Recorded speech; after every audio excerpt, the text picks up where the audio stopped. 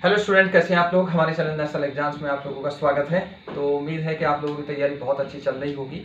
अब तो एनसी भी आ गई है, तो इसलिए अब आपको बिल्कुल भी टाइम वेस्ट नहीं करना है। अब पूरी जो 100% जो अपना समय है वो पूरा अपनी तैयारी में देना है। अभी एग्जाम में आपके पास लगभग मान के चलो 3 महीने हैं आपके पास, 3 से बल्कि कम ही है। तो इतने टाइम है आप लोगों के पास और आपको 150 नंबर का ये एग्ज़ाम क्रैक करना है प्री का, जिसमें 50 नंबर का मैथ और रीजनिंग है। तो बहुत सारे बच्चे उत्तराखंड के या दूर दराज के ऐसे थे जिनसे मैथ और रीजनिंग नहीं आता। वो डरे हुए थे कि मैथ और रीजनिंग कैसे करेंगे, हम तो कंपटीशन से बाहर है। तो उनकी समस्या के समाधान के लिए मैंने पूरी क्लास इस पर डाली है। ठीक है, पूरी आर ओ के नाम से मैथ रीजनिंग की नंबरिंग के साथ सारी क्लासेस हैं। ऐसा नहीं कि आगे पीछे है, जैसे ऑफलाइन में पढ़ते हैं सेम वही प्रक्रिया अपनाई गई है। तो पूरी क्लासेस आप सारी एक बार देख लें, आपकी जो भी समस्या है सब समाधान हो जाएंगे। उम्मीद मुझे यह है कि अगर आप पे केवल 9 तक गिनती आती है, कभी मैथ किया हो या ना किया हो, तब भी आप पूरी क्लासेस कर लेंगे। ठीक है, आज की क्लास में हम करेंगे हिंदी रहेगी अधिशासी अधिकारी और कर राजस्व निरीक्षक के लिए। ये हिंदी जो हम पूरी करेंगे लगभग 15 या 16 क्लास में से पूरी करेंगे, मैक्सिमम 17 क्लास हो जाएगी। इसके बाद कंटिन्यू करेंगे जीएस आरओ में भी आना है और अधिशासी अधिकारी में भी आना है, और जितने यूकेएसएससी के एग्जाम है उनमें भी आना है। तो जीएस की क्लासेस बड़ी अच्छे तरीके से हम करेंगे, बहुत सही तरीके से। ऐसा नहीं कि बहुत ज़्यादा डीप आप लोगों को पढ़ा देंगे जो एग्जाम में बिल्कुल भी नहीं आना, फालतू के आप उसके नोट्स बनाओगे, कोई काम का नहीं। तो एग्जाम के लेवल के हिसाब से उसे करेंगे। मैंने पहले भी पटवारी में भी जीएस पढ़ाई थी, तो पटवारी में जिन लोगों ने एग्जाम दिया था तो जहाँ उन्हें पता है इसका, या जाके पीछे भी आप चेक कर सकते हैं, पूरी जीएस लगभग वहाँ से कवर हुई है उनकी। थोड़ा बहुत इधर उधर एक आध क्वेश्चन रहा है, बाकी पूरा हो गया था। वीडियो की सीरीज हम नहीं चला पाए थे, उसमें थोड़ी सी समय की प्रॉब्लम थी, नहीं तो उसमें भी काफ़ी लोगों को बहुत फायदा होता। तो चलिए शुरू करते हैं हिंदी, फिर बाकी बात बाद में करेंगे। देखो, हिंदी की पहली क्लास हो चुकी है, आज दूसरी क्लास है। तो हम यहाँ करेंगे स्वर, और बहुत ज़्यादा डिटेल से नहीं करेंगे, जो एग्जाम का लेवल है केवल वो करेंगे। देखो, स्वर क्या होते हैं, स्वर के बारे में मैंने पिछली क्लास में थोड़ा सा बता दिया था, लेकिन इसकी थोड़ी सी विशेषताएं देख लो क्या क्या होती है। एक तो ये स्वतंत्र होते हैं, स्वतंत्र। ठीक है, तो स्वर की पहली विशेषता क्या है कि स्वतंत्र होते हैं। स्वतंत्र होने का मतलब यह है कि इन्हें बोलने के लिए किसी अन्य स्वर की सहायता की जरूरत नहीं पड़ती। जैसे बोले जाते हैं, जैसे लिखे जाते हैं, सेम ऐसे जो के तुम ये अपने मूल रूप में बोले जाते हैं। जैसे मान लो कि मुझे अ लिखना है, तो अ मैं ऐसे लिख दूंगा, अ आ गया। आ लिखना है तो ऐसे आ जाएगा आ, तो आ गया।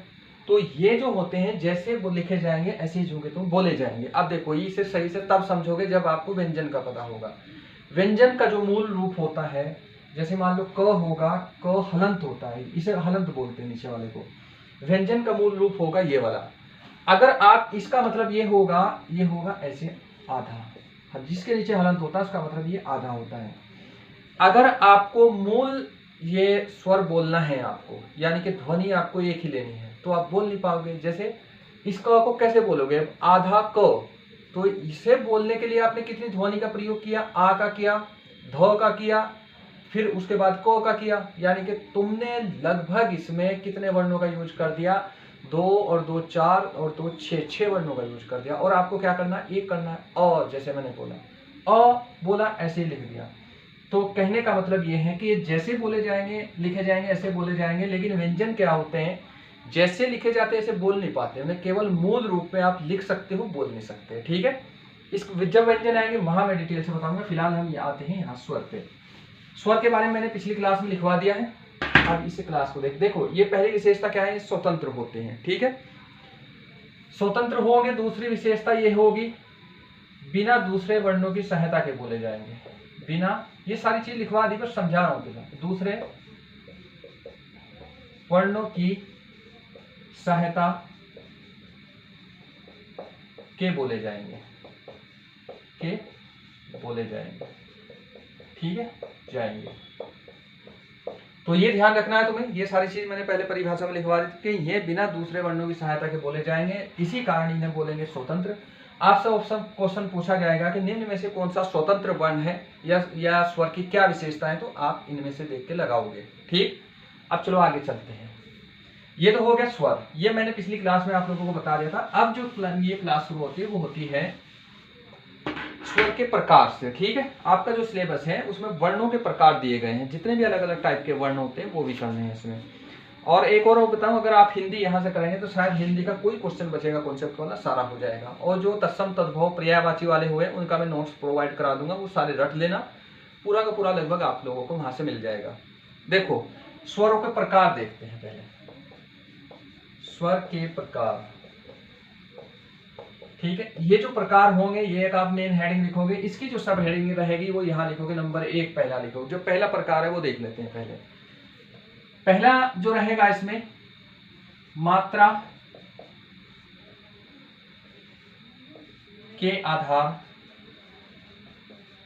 पर, ठीक है। ये नॉर्मल बुक में नहीं मिलता, लेकिन फिर भी यहाँ कर लो, जो और जो ये एनसीईआरटी बुक्स हैं उनमें मिलेगा।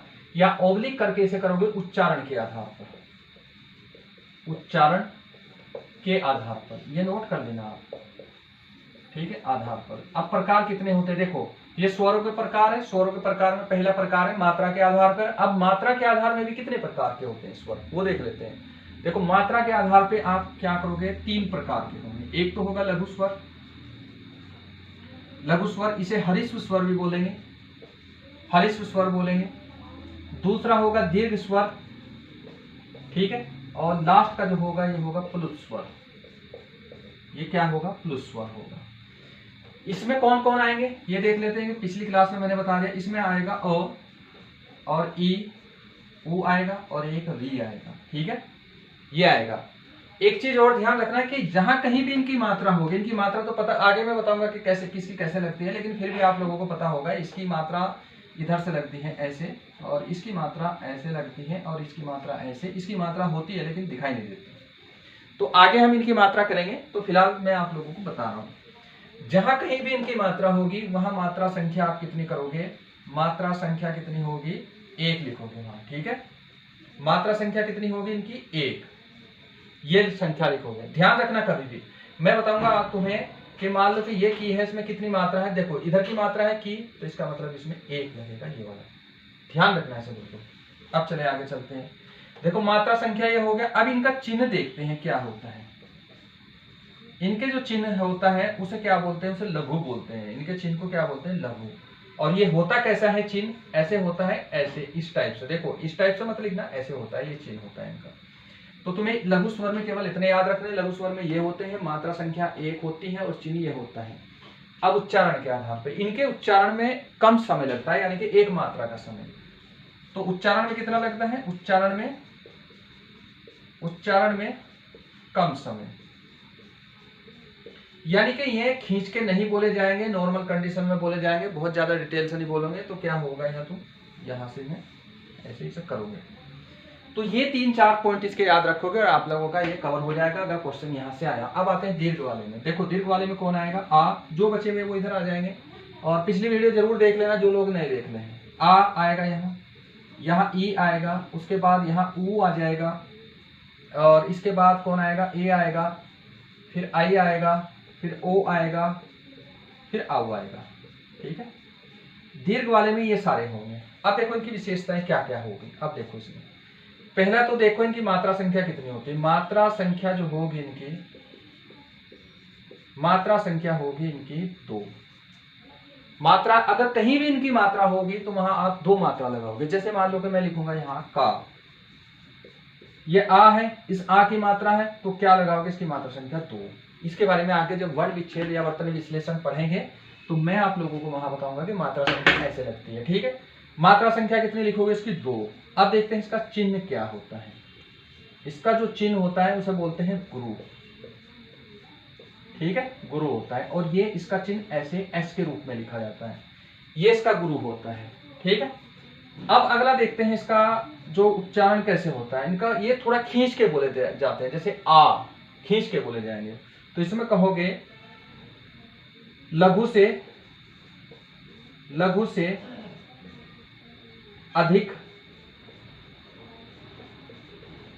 अधिक समय उच्चारण में लगता है, उच्चारण में लगता है। देखो इसे बोलोगे तुम अ हो गया, या ई ले लो, ई ई हो गया, यानी कि यही का ये बोला तुमने खींचा नहीं, इसमें एक मात्रा का समय लगा। मात्रा का मतलब होता है लगना, उसमें उच्चारण में लगने वाला समय। ठीक है, अब आपने बोला ई, थोड़ा खींच के बोला, डबल हो गया इसका, तो क्या हो गया, 2 मात्रा का समय हो गया, इसी कारण इसकी मात्रा संख्या होगी 2, इसी कारण इन्हें दीर्घ बोलते हैं। ठीक है, ये प्रकार इसका है और इसे आप नोट कर लोगे। अगला आता है पुरुष स्वर। देखो पुरुष स्वर वो होंगे जिन वर्णों को या जिन शब्दों को बोलने में या स्वर को बोलने में 2 मात्रा से अधिक का समय लगेगा। ठीक है, ये नॉर्मल बोलचाल की भाषा में इनका प्रयोग नहीं किया जाता। तो यहां क्या करोगे, 2 मात्रा से अधिक का समय, अधिक का समय। ठीक है, 2 मात्रा से अधिक का समय लगेगा, 2 मात्रा से अधिक का समय लगेगा। और देखो कैसे लगता है, मान लो 2 मात्रा ये लगता है, ये वाला तुमने यहां लगाया, इसमें लगा, तो इसमें ये नहीं होगा, इसमें और बहुत सारे हो जाएंगे ऐसे ऐसे करके। देखो 2 मात्रा इसकी, 2 इसकी, 2 इसकी, 2 इसकी, ऐसे हो जाएगा ये। मान लो कि आपको किसी, ये नॉर्मल बोलचाल में नहीं होता, किसी को बुलाने में होता है। जैसे आपको राम को बुलाना है तो राम को थोड़ा खींच के बुलाओगे, राम, और फिर ऐसे ऐसे ऐसे ऐसे करके बुलाओगे। ये डिपेंड करेगा कितना लंबा खींच के, कितने जोर से बुला रहे हो उसे। अब देखो 2 मात्रा से अधिक का समय हो गया, अगर 2 मात्रा होती तो इसका एक का प्रयोग होता, लेकिन ये तो बहुत सारे हो गए। तो इसका मतलब इसका प्रयोग कहाँ होगा, जहां 2 मात्रा से अधिक का समय होगा। और कहाँ कहाँ होगा इसका, ज्यादातर संगीत में होगा, ये पूछा गया है इसका प्रयोग संगीत में होगा, किसी को बुलाने में होगा, किसी को बुलाने में, तो इसका प्रयोग होगा किसी को बुलाने में। ठीक है, तो ये पूरा, ये देखो मात्रा के आधार पर या उच्चारण के आधार पर 3 प्रकार के होंगे। लघु जो स्वर होगा मात्रा संख्या 1 होगी, दीर्घ की मात्रा संख्या 2 होगी, और चिन्ह भी इनका थोड़ा सा ध्यान रखना, आपको चिन्ह दे देंगे, वहां से मात्राएं पूछेंगे कितनी लगेगी, तो ये रहेगा। ठीक है, बाकी पुरुष स्वर होगा जिसमें 2 से अधिक मात्राएं लगेगी। तो पहला जो प्रकार है स्वर का ये है। अब करते हैं दूसरे वाला, और इसे बहुत अच्छे ध्यान से कर लेना, क्योंकि 100 नंबर की हिंदी है आपकी ये अधिशासी अधिकारी में, और आपका सिलेक्शन डिसाइड कर देगी। और इसके साथ ही जो लोग अधिशासी अधिकारी दे रहे होंगे वो बिल्कुल आरओ का फॉर्म भरना, उन्हें डरने की कोई जरूरत नहीं। मैथ और रीजनिंग पूरा मैं कराऊंगा, कंप्लीट कोर्स आप लोगों को मिलेगा। और कुछ लोगों की ये डिमांड थी कि जो थोड़ा सा ऑफलाइन बैच कब चलता है, देखो मेरा ऑफलाइन बैच भी चलता है, ये देहरादून करणपुर में चलता है ऑफलाइन बैच। अभी नया बैच शुरू होने वाला है, कोई डेट डिसाइड नहीं हुई, 1-2 दिन में, शायद ट्यूसडे या मंडे में, जैसा भी होगा तो मैं आप लोगों को ग्रुप में डाल दूंगा या फिर चैनल के माध्यम से बता दूंगा कब शुरू होगा। तो ऑफलाइन बैच जो करना चाहता है वहां आएगा, ऑनलाइन जो करना चाहता है यहाँ कर लेगा। अंतर थोड़ा बहुत रहेगा पढ़ाई में। ऑफलाइन में क्या होता है कि क्वेश्चन को कई बार आप पूछ सकते हो, बाकी अगर ऑनलाइन भी आप यूट्यूब से पढ़ना चाहो तो बिल्कुल आपको समझ में आएगा, पूरा समझ में आएगा। ठीक है, अगर आप कहीं दूर दराज के हैं तो आप इससे ही पढ़ें, ऑफलाइन ना पढ़ें। और जो लोग बहुत वीक होते हैं, जिनका मैथ नहीं आता, तो वो ज्यादातर बच्चे आ जाते हैं ऑफलाइन में, उन्हें फिर अलग से बैठ के कैलकुलेशन बताए जाते हैं किसी क्वेश्चन की। ठीक है, 3 महीने हैं, आराम से मैथ और रीजनिंग कंप्लीट कर लोगे। उम्मीद है कि अगर आपने फुल फोकस किया, डेली 2 घंटे या 3 घंटे दे रहे हैं इसमें, 2 घंटे भी दे रहे हैं इसमें, तो आराम से आप लगभग 25-30 के करीब नंबर ले आएंगे, कम से कम ही इतने, हो सके 40 के करीब पहुंच जाए। अगला चलते हैं इसमें। देखो अगला जो होगा जीव के प्रयोग के आधार पर स्वर होगा, ये नंबर 2 होगा। नंबर 2 आप नोट करते चलेंगे अपने हिसाब से। जीव के प्रयोग के आधार पर, प्रयोग के आधार पर देखो ये स्वर होगा जीव के प्रयोग के आधार पर। ठीक है, अब जीव के प्रयोग के आधार का मतलब यह होगा कि कोई भी स्वर होगा उसे उच्चारित करने में जीव के किस हिस्से का आप प्रयोग कर रहे हैं। ठीक है, तो इसके 3 हिस्से होता है, एक तो अगला, एक या बीच से, या फिर पिछले हिस्से से। ठीक है, उनसे जीव का उच्चारण होता है, तो वही देख लेते हैं यहाँ। तो जीव के जो अगले प्रयोग अगले हिस्से से उच्चारित होंगे, यानी कि अगले हिस्से, उसे बोलेंगे अग्र स्वर। तो उसे क्या बोलेंगे, अग्र स्वर। अग्र स्वर, इन्हें अगले स्वर भी बोलते हैं, यानी कि आगे के जो होंगे अगले स्वर, ये भी लिख लो, अगले स्वर भी होंगे। उच्चारण कहां से होगा, जीभ के अगले भाग से। तो तुम क्या लिखोगे, जीभ का अगला भाग, जीभ का अगला भाग। ठीक है, जीभ का क्या होगा, अगला भाग, तो यहां से आप करोगे। अब जीभ का अगले भाग से उच्चारित होगे तो कौन कौन से स्वर हो गए, अब मुंह तो खोल के देखोगे नहीं, अंदर बैठ के कोई कैमरा तो लगाओगे नहीं, तो इसमें कौन कौन से आएंगे, ई, ए, आई। ठीक है, ए, आई, तो ध्यान रखना ये 4 रहेंगे, ये अग्र स्वर होते हैं, जीभ के अगले भाग से उच्चारित होंगे। याद रखना है, ये एग्जाम्पल जरूर याद रखना है। और आपसे सीधा पूछेगा निम्न में से कौन सा अग्र स्वर है या जीभ के अगले भाग से उच्चारित होंगे। अगला आता है मध्य स्वर। ये होते हैं मध्य स्वर। देखो ये जो मध्य स्वर होते हैं इन्हें केंद्रीय स्वर भी बोलते हैं, बीच के स्वर भी बोलते हैं। तो मैं लिख रहा हूं बीच के स्वर, ठीक है। इसके जो होता है इसमें जीभ के जो उच्चारण करने में बीच के भाग का प्रयोग किया जाता है और इसकी ये सबसे ज्यादा पूछा गया है एग्जाम में और सबसे कम है, इसे याद करना बहुत आसान है। तो जीभ का किस भाग का प्रयोग होगा? जीभ के मध्य भाग, मध्य भाग का प्रयोग, जीभ के मध्य भाग का इसका प्रयोग होगा। कौन सा है इसका एग्जाम्पल याद करना है और केवल एक ही है और इसे रट लेना, ठीक है। इनसे और इनसे ही ज्यादातर क्वेश्चन आते हैं, पिछले से इतना क्वेश्चन नहीं आते। अब आते हैं पश्च स्वर। पश्च स्वर का मतलब होता है पिछला भाग। पश्च स्वर ऑब्लिक करके करोगे पिछले स्वर, ये होंगे पिछले स्वर। ध्यान रखना है ये अपने हिसाब से करने हैं। तो किस भाग से उच्चारित होंगे? पिछले भाग से। तो जीभ का जो पिछला भाग होगा वहां से इनका उच्चारण होगा, पिछले भाग से होंगे उच्चारित, पिछले भाग से होंगे, ठीक है। होते कौन कौन से हैं इनमें वो देख लेते हैं इनमें, ठीक है। देखो जो अभी इधर के हैं उन्हें छोड़ दो, तो आ जाएगा, यहाँ आ आएगा, ऊ आएगा, ऊ आ जाएगा, ओ आएगा और इसके बाद औ आएगा। तो ये जीभ के कहां से होंगे? अगले पिछले भाग से उच्चारित होंगे। तो इन्हें आप लोगों को ध्यान कर लेना है और यहां से आप इन्हें कवर करोगे, ठीक है। अब चलो आगे चलते हैं अगला, ठीक है। देखो इसमें आप लोगों को रटने हैं, ये बहुत ज्यादा इसमें करने की जरूरत है नहीं, अगर रटोगे तो तभी रहेगा। और इतनी स्पीड से फिर बाद में कुछ लोग कमेंट करेंगे कि बहुत स्पीड से पढ़ा रहे हैं। ये 17-18 क्लास में करना तो ऐसे रहेगा, या फिर ऐसे करते हैं कि अगर ये थोड़ा 1-2 क्लास या 2-1 क्लास बढ़ती है तो बढ़ जाए, तो बाकी इसे थोड़ा सा करते हैं इसमें, ठीक है। अब इसमें अगले देखते हैं इसमें, ठीक है। अब मुंह के खुलने के आधार पे होंगे। तो मुंह के खुलने के आधार में शॉर्ट में कर रहा हूं, आपको थोड़ा सा करना है। मुंह के में यह तीसरा प्रकार है, मुंह के खुलने के आधार पर, खुलने के आधार पर प्रकार लिख दो या स्वर लिख लो, आधार पर स्वर, ठीक है। इसके आधार पर 4 प्रकार के होते हैं। एक होता है विवृत स्वर, इन्हें ध्यान कर लेना, यहां से भी कभी कभी क्वेश्चन आता है। विवृत का मतलब होता है खुला, इसका मतलब क्या है? खुला। यानी कि मैं शॉर्ट में लिखूंगा, केवल एग्जाम्पल लिखूंगा, बाकी आप अपने से इसे करोगे। देखो विवृत का मतलब होगा खुला। जिन स्वरों को बोलने में मुंह का पूरा हिस्सा खुलता हो उसे बोलते हैं विवृत स्वर। तो विवृत स्वर में कौन कौन सा आएगा? इसमें केवल एक ही आएगा, आ, और इसे ध्यान रखना है, विवृत। तो मैं तुम्हें शॉर्ट में बता रहा हूं कि जो देखो मुंह अगर पूरा खुलता हो तो उसे बोलेंगे विवृत स्वर, ठीक है। आगे इधर अब विवृत है तो अर्धविवृत भी होगा, यानी कि आधा खुला। अर्धविवृत को आप ऐसे लिखोगे, अर्धविवृत, इसका मतलब क्या होगा? आधा खुला, आधा खुला।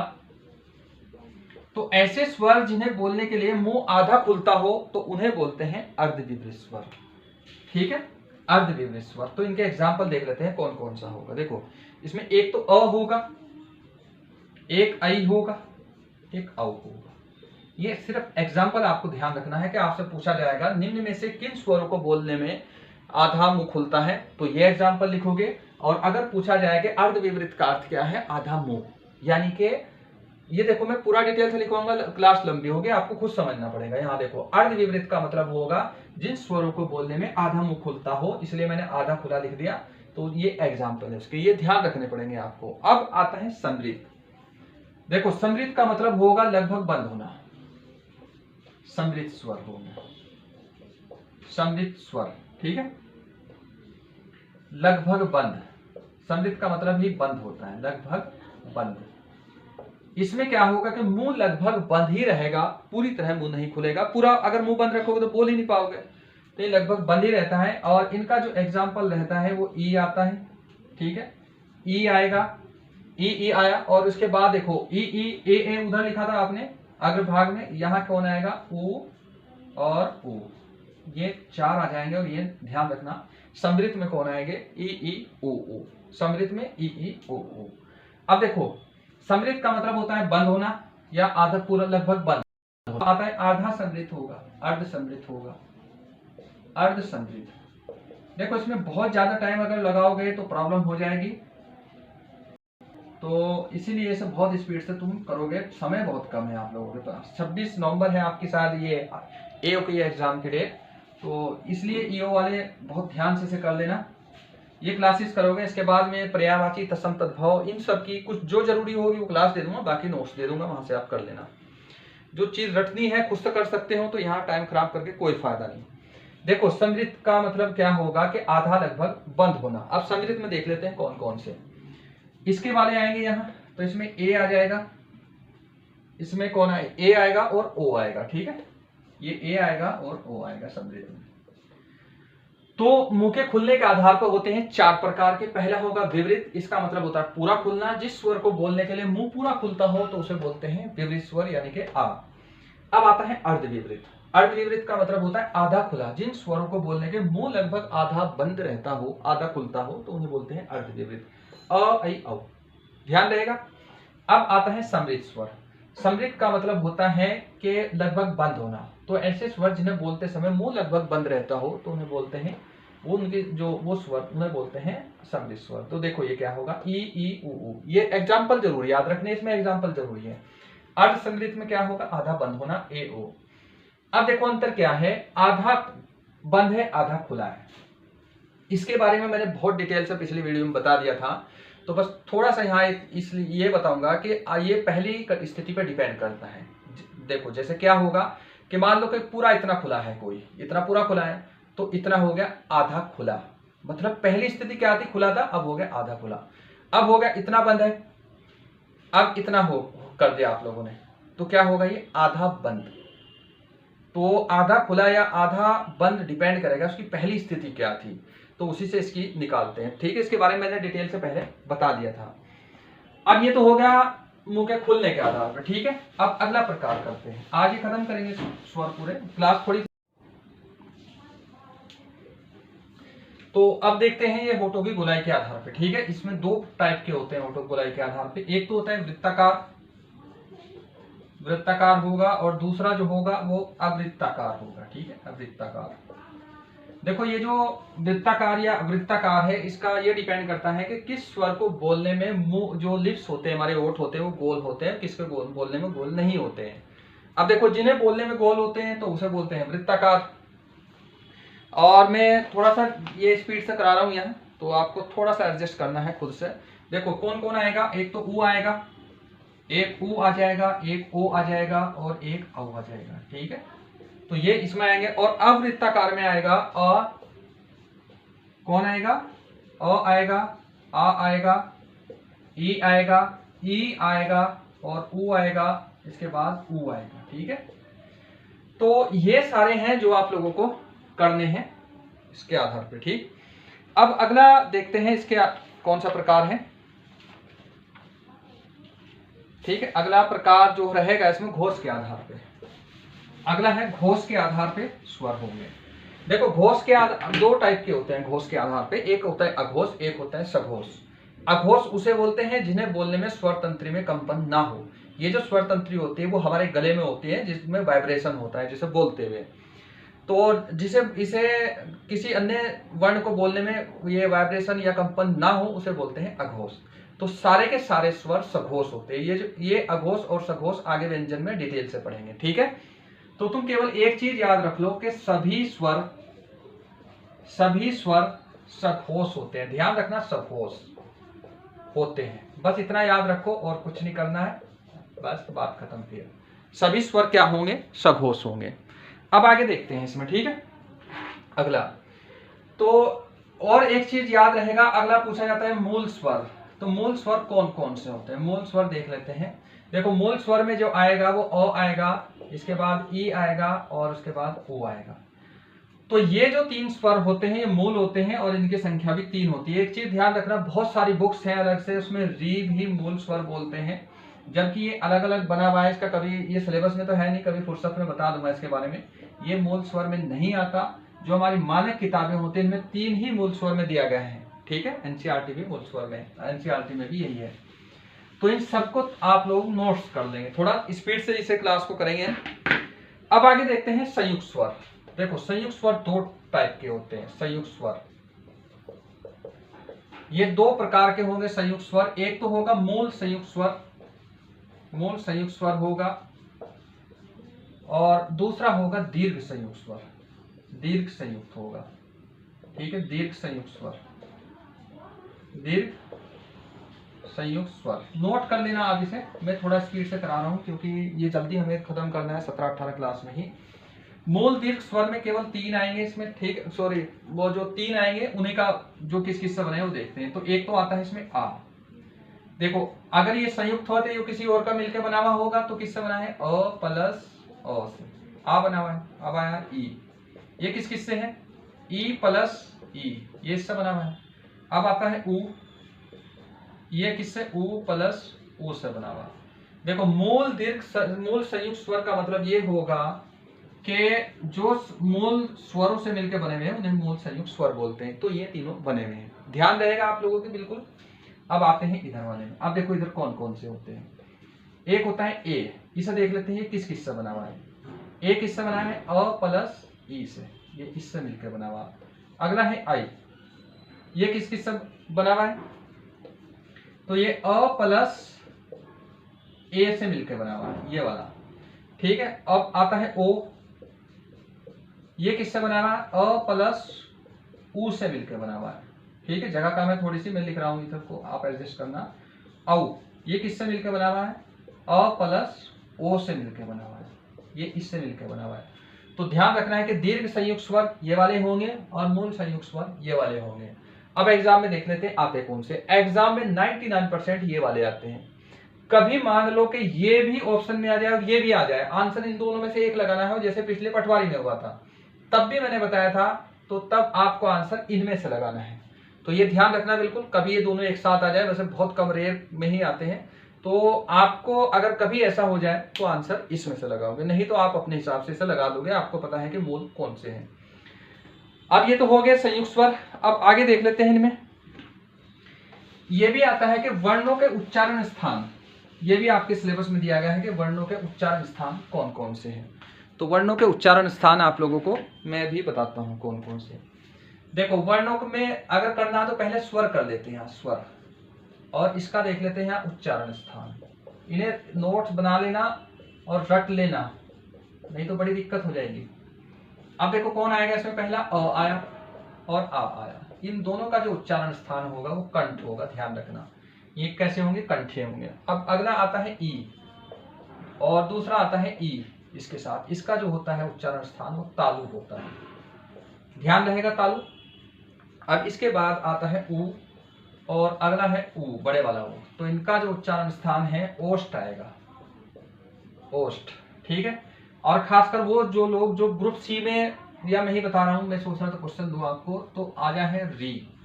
री का जो उच्चारण स्थान होगा वो मूर्धा होगा, मूर्धन में।